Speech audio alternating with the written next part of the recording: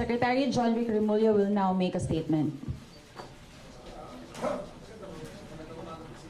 Yung 5 acts na chinarge siya ay ipapile sa Taguig, di ba? Sa Taguig?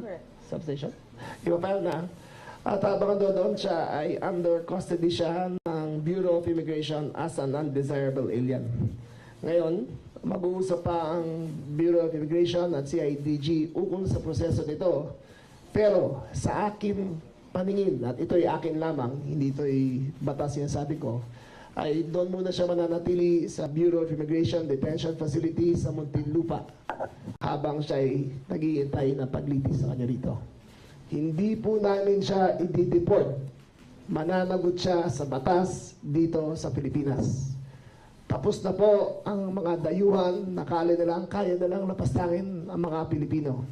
Ito'y ehemplo na seryoso tayo na sa sariling bayan natin. Hindi tayo magpapabasa sa kanila.